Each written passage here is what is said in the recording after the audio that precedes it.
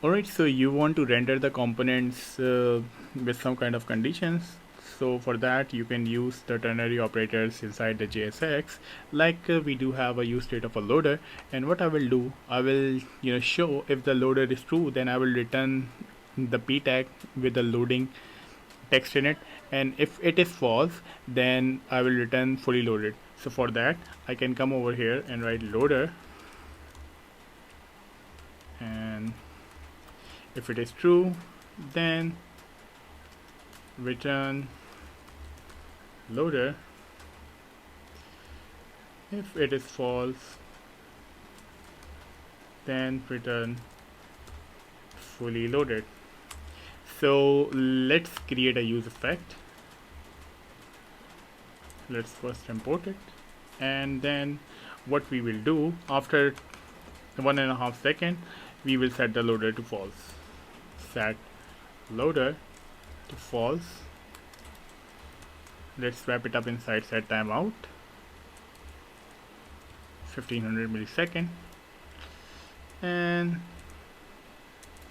let's come over. Then you can see that first it has shown the loader. Let me refresh it again. As you can see that it is showing me loader, and then after 1.5 seconds it has shown me fully loaded. So this is how you can do the conditional rendering inside the React application. So there is another way to do the conditional rendering in React, is to use the inline logical if operator. So for example, you do have something like, let me just remove it, and what I will do, some error here, and over here let me change it, error, and set error, and this is false at the moment. Then when I will go to the browser, then it is showing me some error here, but let's wrap it up inside the inline logical AND operator. So for that we can do something like this: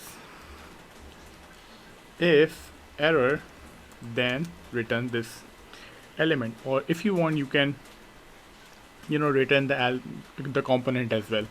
So now when I will go over there, then you will see that it is not showing me some error here, but if I come over here and change it to true, then you will see that we are getting some error here. So this is how you can perform the conditional rendering inside the React application. So this is it from this video. I will see you in the next one. Have a nice day.